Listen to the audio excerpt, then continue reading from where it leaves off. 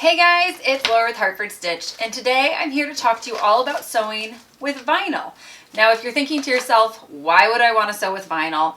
Then I highly recommend you hit subscribe because my next two videos are some really awesome projects that you can make with vinyl. And if you stay tuned to the end of this video, I'll let you know what kind of collaboration we have coming up, because it's not just sewing with vinyl and fabric, there's something quite colorful and fun involved as well.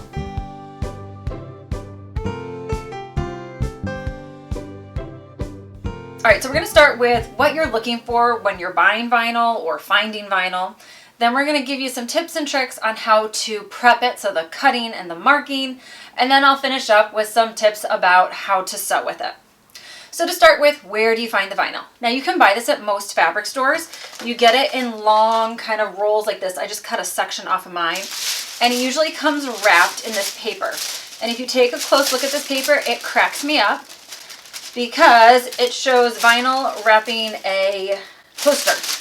I don't know why you'd want to wrap a toaster with vinyl, but if you did, this would be the stuff to use. So you can buy it from the store, and we'll go into a little bit like what you're looking for when you buy it, but you may also be able to find it around your house. Now, if you watched the video that I posted a little bit ago about project storage, then this looks really familiar to you.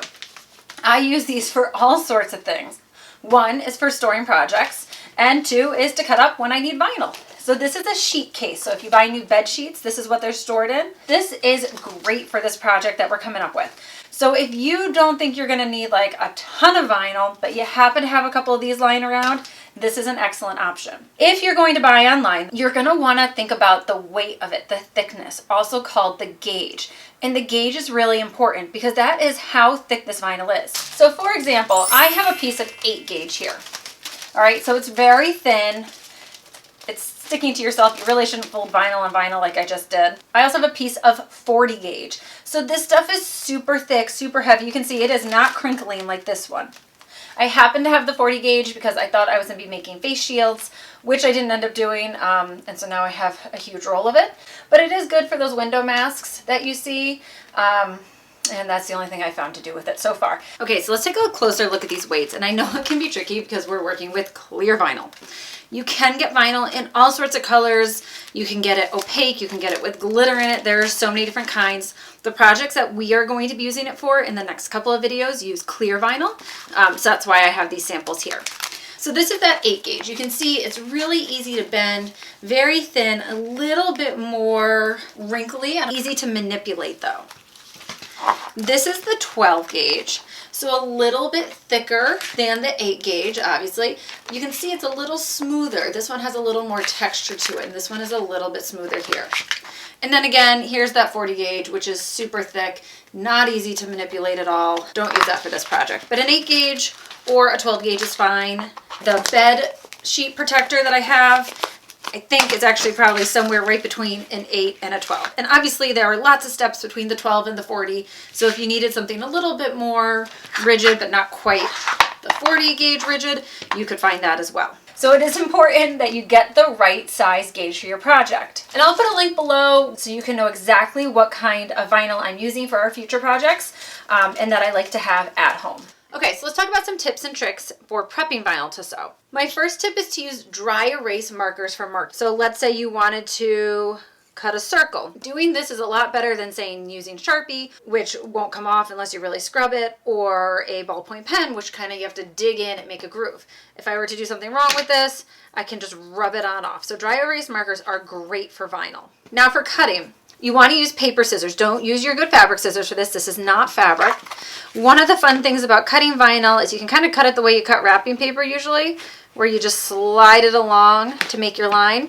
So if you're cutting just a straight line, you can always use a cutting mat, a rotary cutter, and a clear grid ruler. Now, if you're one of my kid sewers watching, this is not something you do without a grown-up's permission and supervision, because while it may look like a pizza wheel, it is much sharper than that. So a rotary cutter will give you a really straight line. And what I like to do is keep a separate rotary cutter aside, and when my blades become too dull for my regular fabric cutting, I'll put them on this rotary cutter and then use this for things like paper and vinyl. Lastly is that you want to use clips. So if you're trying to hold everything together, you may be really used to using pins. The problem is it's going to put unnecessary holes in your project, which obviously we don't want to do. So using clips to hold them together won't add any extra holes. Now, if you don't have any clips, binder clips will work, or you can use a paper clip, which doesn't hold quite as well, but it'll keep it generally in place as you go. So let's talk about some tips for actually sewing it now. So I'm going to draw my circle. Now, before I go to cut this out, I'm going to sew on the circle. If I try to cut 2 circles, 1, the chances of them being exactly perfect is really low. And 2, even with clips, they may shift around a little bit. And since all of our raw edges, our cut edges, are going to be exposed at the end, you really want those things to line up. So if you're sewing 2 pieces of vinyl together, put them the way you want them, draw the stitching line that you want, put on your clips so they don't go anywhere, and then after you're done sewing, that's when you can go cut it out. You'll be sure that they are the same size. Okay, now onto the sewing machine itself. When you sew with vinyl, you want a slightly longer stitch length. So I typically keep my stitches between 2 and 3. I'm going to move it up to just slightly over 3. And you might need to play with it with your own machine to see what works. But you don't want them too small or the threads are going to get tangled and you're going to rip your vinyl. It's always important to have a really good sharp needle in there. I always like to put a new needle in. And I'm just using a size 80-12 universal needle. If you find that's not working so well and you're skipping stitches, you may want to try a microtex needle, which is super sharp, in order to puncture through that vinyl. This is just general all-purpose 100% polyester thread. Now I want you to try sewing a little sample before you try any of the next tips, because some sewing machines sew vinyl without a problem. Some sewing machines get a little bit stuck, and that happens when the vinyl gets stuck moving through this needle plate here. So the first one is to use paper, and this is actually just the paper that everything came wrapped in, but I like to just wrap it around my machine, and I'll tape it in the front here, and I'll tape it in the back, and you'll see I'm staying clear of the feed dogs, right? We need those feed dogs to move the fabric along. But this will just help things kind of scoot along this way. Now, if your piece is really big, you're sewing dead in the middle of it, you may want to put another piece over on this side as well. All right. And so now that I have that, I can try to sew my circle.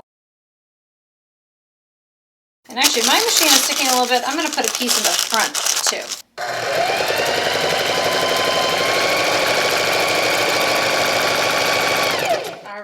So see how that moves so much easier when I had both the front and the side piece?